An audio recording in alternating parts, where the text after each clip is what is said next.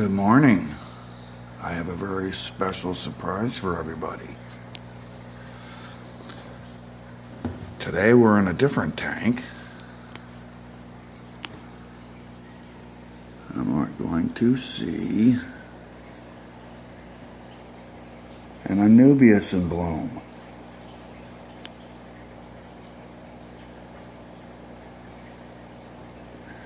Very exciting.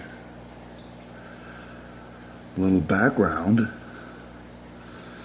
is that before I moved here, when I lived in Florida, I was a member of the South Florida Aeroids Association. And I collected everything in the philodendron family. Well, it just so turns out that this guy, Anubias, is an aeroid that lives completely underwater. And they bloom every now and then if you play your cards right. Now, over here, we have the breakfast flock. Got the algae biscuits in there, and we have a pandagar and a couple farlawellas. Gudgeon goby floating around. One of my favorite fish. Flaming arrow. Male dwarf gourami.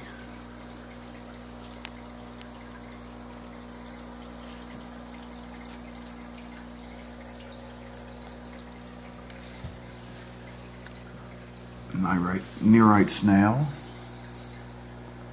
doing his thing, keeping the glass nice and clean. 3 gudgeons.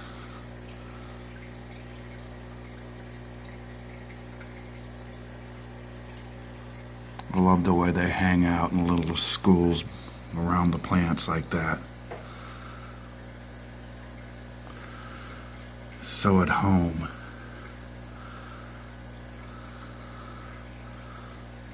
And a few coolie loaches. An assassin snail.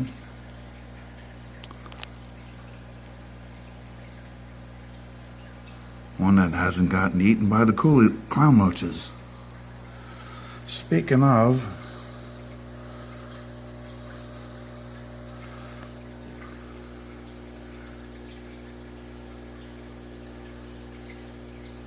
they got full bellies and are all sort of semi in Zen mode. Neon black tetras. And the black guppy. Gudgeon gobies. Little guppy.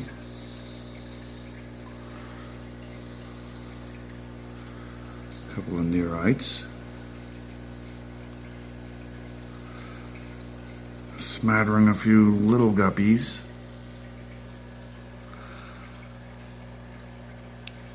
My new Sagittaria plants. And back there we have a dwarf lily, which will actually send leaves all the way to the surface like a floating water lily.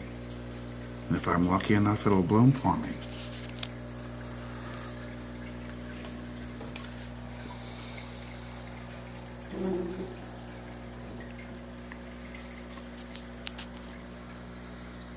Okay, let's see. There's my little clover fern. Seen better days. The farlawellas really like to use that as a fodder.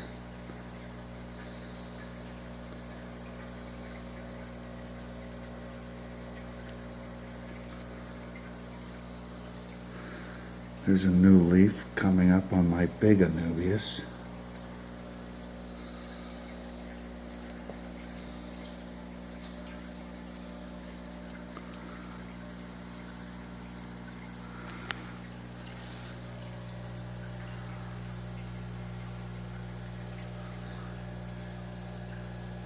Some twig catfish.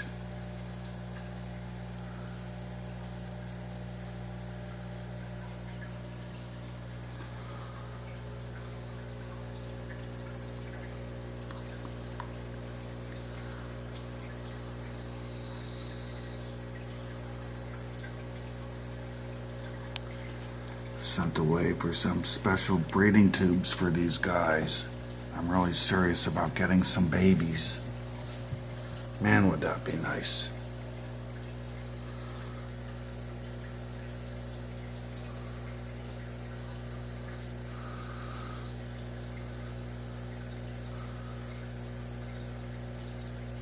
Oh, look at him go, waving like a little flag.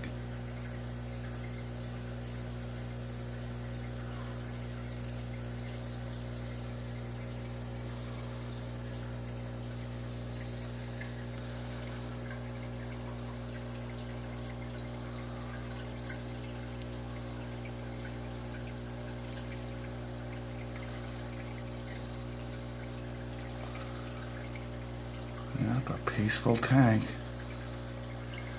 There was a time when there was a bully on the block. That red-tailed shark. He was a great algae cleaner. He cleaned all the plants and he kept the black spot off my Anubias and everything. But he was a royal terror. Especially when it came to clown loaches. There were two conspecific with clown loaches, which means that they looked too much like a red-tailed shark for their liking. They were benthic or bottom feeding. And they mistook them for intruders. And they were never allowed out. And these guys were always in the upper right-hand corner, cowering in fear, a place no clown loach ought to be. And it took a long time to round him up, get him out of here, because he was lightning fast and knew exactly where to go to get away from me, and he knew what a net was. All he'd have to do was see the net before I got it into the tank, and he was gone.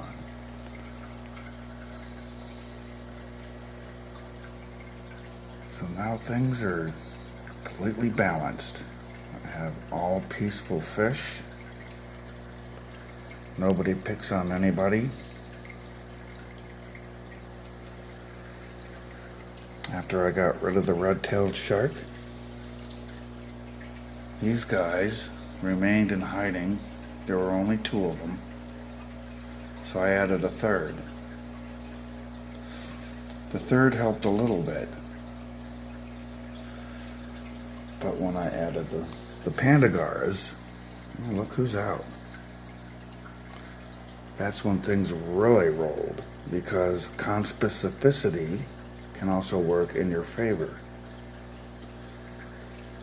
These pandagars are benthic and look vaguely barred like a clown loach. Very bouncy, very boisterous, not aggressive. Just everywhere. And they brought my clown loaches right out of hiding. And here's Megalon, my vampire shrimp.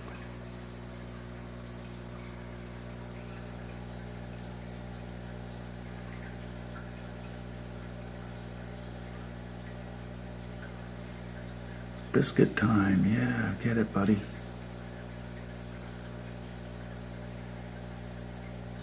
In one of my earlier videos, I described him as a cross between a crawdad and a barnacle. If you can look real close, you can see his little fans working right now. He's doing his little fan dance.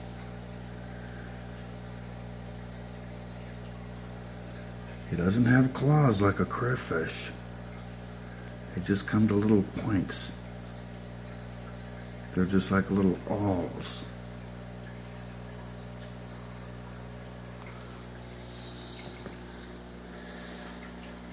It reminds me of an old Godzilla monster named Megalon, hence the name. Very shy.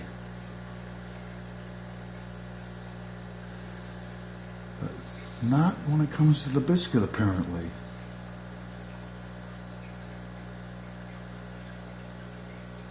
There's the gourami coming in for a bite.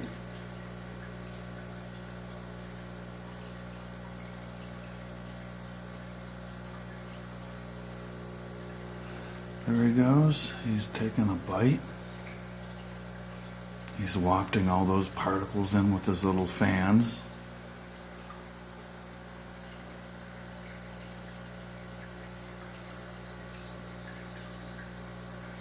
Beautiful gudgeon goby.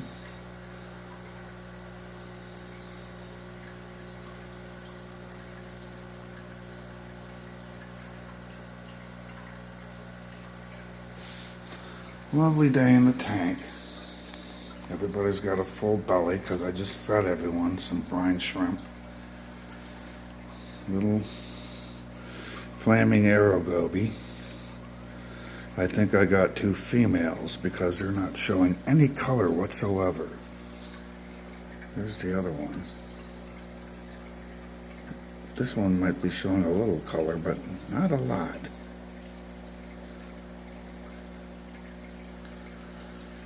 I'm wondering if I got a couple of females. In which case I'd love to get a male. There's Pandagara. You can see how he'd look enough like a loach to another loach to make him think, well, the coast is clear. And out they came a-running.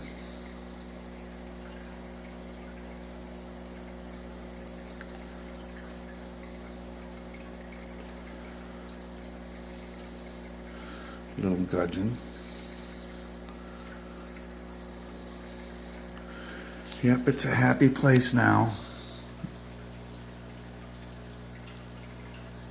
Happy and balanced. I added some Daphne the other day. I don't think any of them survived. I was hoping to seed my tank. I have some ghost shrimp breeding in here now. Probably have a lot of planarians. Maybe a few hydra. Apt to be a lot of things in here for those gudgeons to eat.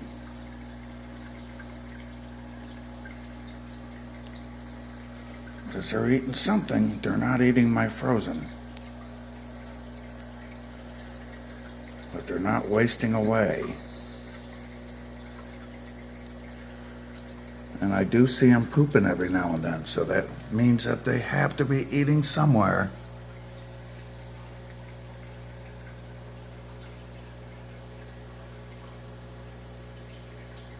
They're just very finicky eaters.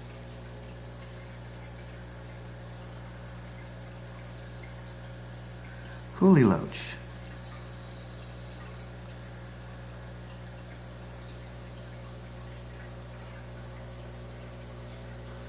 Here's my new cryptocoin. This is a favorite for the coolie loaches and the gudgeon gobies. They just love to hang around this one. It's all nice and gnarly, and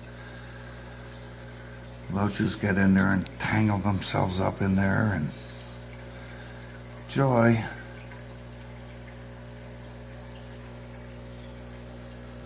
There's some guppies I gotta get out of there before too long, before they get huge. And he writes, I think with that, I think I'll leave it there for now.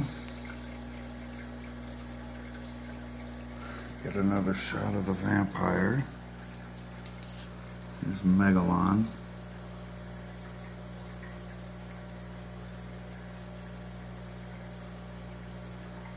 It's a good shot of him.